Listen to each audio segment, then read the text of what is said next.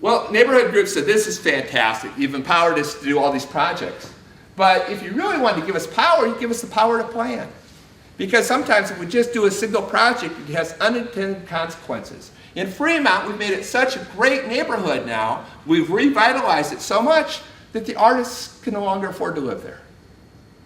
So we want to take a longer term look at our community. We want to take a more comprehensive approach. And the best way to do that is through creating our own plan for the neighborhood.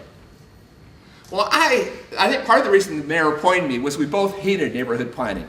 He hated it because he really didn't trust the neighborhoods. He thought they would just be a bunch of NIMBYs and would do the wrong thing. And I didn't like neighborhood planning because I never seen anything happen out of a plan. Plans were usually just owned by the planner and sat on the shelf and nothing happened. So I hired organizers instead of planners. So I tried to think, how am I going to do planning? So what we did, the only resource we had was the matching fund. So we made planning an eligible use of the neighborhood matching fund. And what it did was result in a totally different kind of planning, where it was initiated by the community rather than by the government. And that always makes a big difference. If it's the community's idea, they're going to make it work. If it comes from outside, they're often suspicious about what is the agenda. The community could define their own scope of work. When our city did plans, it was done out of one of those siloed departments. It was usually just a land use plan. And there's nothing more controversial than a land use plan, particularly if it's in isolation from everything else in the neighborhood. When the community planned, they planned for what was important to them. It might be public safety or economic development or transportation or education or parks and open space. Usually it was all of those things because communities think much more comprehensively than the bureaucracy. It's in neighborhoods that everything comes together. Third, the community could hire their own planning expertise. So they hired somebody who's not only had good technical expertise, but somebody who's really good at involving people and understood the value of involving people and who was accountable to the community. And then the community had to put together a match. So the match was usually hundreds and hundreds of volunteers. People who worked together to create a common vision for their community, who hired the planner, who conducted surveys, who put together recommendations to help achieve that vision. So when the plan was done, it wasn't just the planner's plan, it was the community's plan. People broadly understood it, owned that plan. So the first plan was done in my neighborhood in Columbia City. When that plan was done, there were 250 people in the council chambers demanding that that plan be adopted because they put all their blood, sweat, and tears into that plan. But more importantly, they held the city accountable for implementation. They had an accountability session with the mayor every year. Hundreds of people would show up and say, we want to know what you did to implement our plan over the past year and how it's in your work program and budget for next year. Very friendly sessions because there were so many people involved. And the mayor really had the sense the whole community was speaking. It wasn't just one faction. So here's what resulted from that plan. This is a low-income, multicultural community that had not had a strong voice in City Hall. For the first time, it got some of its streets paved, got new sidewalks, security lighting, expedited permitting for economic development. This is the neighborhood, the city that had the highest percentage of young people, but no community center. That was one of their top priorities. So because they involved so many people in the planning process, they were able to lobby the city for the largest community center in the city. It's in the background. But the reason I'm showing this picture is because this wasn't just about creating a to-do list for the city. It was also about saying, here's what we're going to do as a community. It was a real partnership. So our neighborhood didn't have any ball fields for the girls. My daughter plays softball, but no ball fields. My wife organized a softball league, but no fields to play on. So out of the planning process, my wife took the lead with other volunteers and the young people in building 3 ball fields right there in front of the community center. But the top recommendation out of the plan was we want to revitalize our business district, our Columbia City Business District. This is an historic district. It was declared an historic district in the mid-1970s to preserve the 2- and 3-story brick facades. And that's about the time I moved into the neighborhood. Soon after I moved into the neighborhood, it started to go downhill. I like to think it wasn't just me, that it was big box retail, it was the mall, but we started losing our businesses. We lost both our clothing stores, we lost our pharmacy, we lost our furniture store, we lost our hardware store. As more and more businesses moved out and the storefronts became boarded up, we got more and more crime moving into the neighborhood, prostitution, drug dealing. And the other businesses started to move out. We finally lost our theater, And then we lost our supermarket. By 1995, we had very few businesses left in the district. There was actually more business going on outside the storefronts than inside. So out of the neighborhood plan, the community said, this is a project we're going to work on. We're going to work to revitalize our business district. And what they did was organize a town hall meeting and had it in the largest space they could find, the Filipino restaurant on Rainier Avenue. And they used the oldest trick in the world. They said, we'll give you free pancakes if you come to our meeting. But you got to spend all morning with us. And come with your idea for a project that will make Columbia City a better neighborhood. So everybody who had an idea got to get up and say, here's my idea. We wrote it up in butcher paper in front of the room. And then we told people, vote with your feet. Go where your passion is. So everybody who likes this first idea, go to the Baptist church right now. Start working on it. You got the rest of the morning. And everybody who likes this idea, go to the Columbia City Library. Start working on it. You got the rest of the morning. Everybody who likes this idea, go to the Thai restaurant. Vote with your feet. If you don't like what's going on in that group, go to another group. If you don't like what's going on there, go home. Should be fun. So many projects happened that we came back the next year to celebrate those projects and to kick off another round. We've now been doing this for 15 years, so I want to show you what resulted. This is a Darigold plant, a dairy coming into the business district. It's a gateway to the business district. It was covered with graffiti. People said that makes a terrible statement about our community. So an artist at that first town meeting said, I'll create a mural if everybody will help me paint it. So we had dozens of people on the scaffolding painting what we love about our neighborhood, its multicultural heritage, including Jimi Hendrix. That's him, front and center. He's from my neighborhood. And somebody said, you know, we're never going to get businesses into our business district if we don't make it look better. It looks terrible.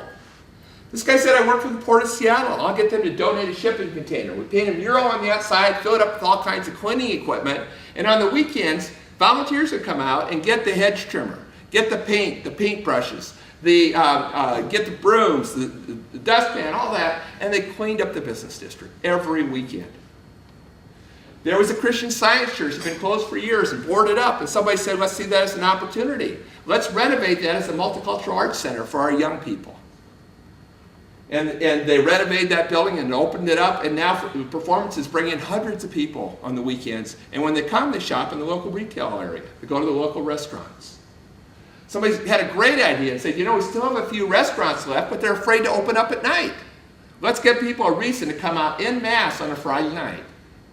We'll get different ethnic music in each restaurant. People can go from restaurant to restaurant and listen to music. Called a beat walk. Had a hard time talking the business owners into this because they hadn't had a good experience at night, but they finally agreed. In that first beat walk, the streets were just lined with legitimate activity. People were so excited. The businesses were so busy, they begged and said, can we do this again next month? We've now been doing it every month for 15 years, and the number of venues just keeps growing. Talked about how we lost our supermarket. Somebody said, let's see that as an opportunity. Let's create a farmer's market on that parking lot. And volunteers organize a farmer's market. We now get 2,500 people out on Wednesday nights from the farmer's market. And when they come, they shop in the local retail area. They go to the local restaurants. Here are kids from the local elementary school selling their plant starts at the farmer's market. Local artists created kiosks to showcase all the events that were going on in the neighborhood with panels that show the historic buildings. I wish I had the before picture of this. This one looked terrible. It was the most derelict facade in the whole business district. Somebody came to the town meeting and said, look, why don't we fix up the worst facade? Maybe we'll get the other business owners to fix theirs up. Somebody said, that won't do any good unless we get a business inside. Somebody said, how about a bike shop? We don't have a bike shop in the whole southeast Seattle. Somebody else said, how about a non-profit bike store? So volunteers worked and they fixed up the facade. And then they got people to donate their used bicycles. The bicycles that hadn't worked for years, that were just sitting in the basements covering dust and cobwebs. And then they trained at-risk young people how to fix those bicycles. And by the time the kids graduate from the bicycle repair course, every young person earns his or her own bicycle. They've now formed a bicycle club, and the kids do regular bike rides around the neighborhood. The older kids do the Seattle to Portland bike ride.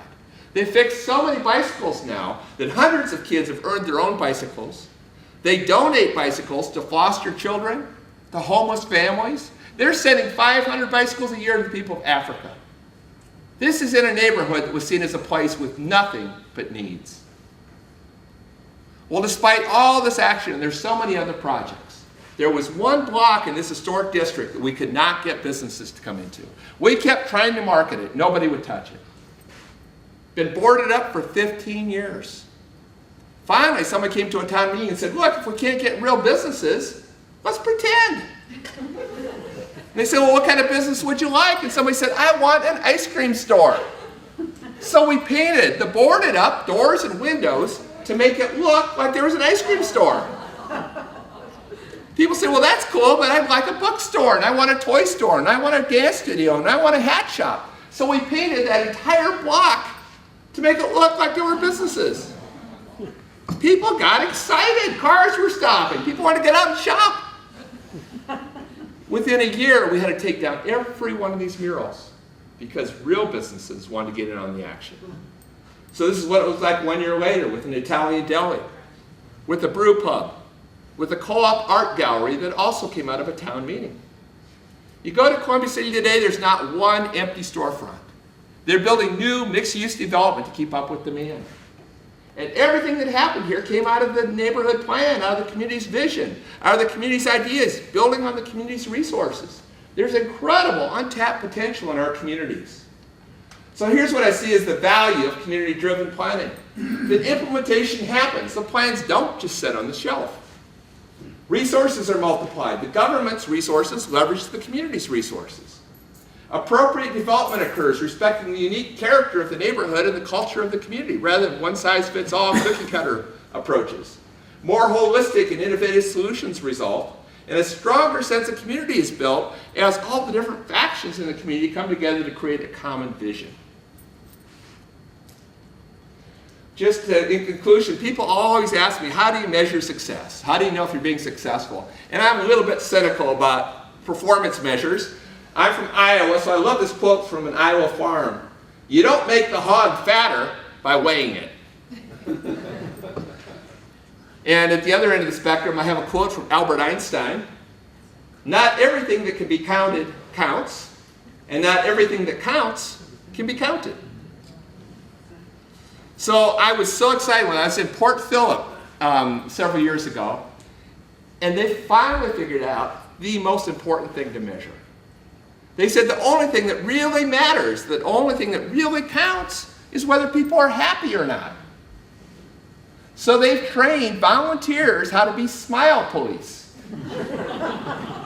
And they walk down the streets of Port Phillip and they catch your eye and they see what percentage of people smile back at them. And then they have a formula and they calculate how many smiles per hour there are in each neighborhood. And they post signs to say, street signs, 7 smiles per hour. And it's the only measure I've ever seen that's actually changing conditions, because no neighborhood wants to be seen as unfriendly. So the numbers just keep going up. They're up to 10. And this guy is really happy because he's got 14 smiles per hour. So I just want to conclude the presentation by saying I'm just thrilled how many people are here. Clearly, you care deeply about your community. You're proud of where you live. You want to make it an even better place. I think it is so exciting that you have a CEO, mayor, so many council members who are here who are thinking about how do we do work in a different way, who are really committed to doing more collaborative planning with the community. I think it's fantastic.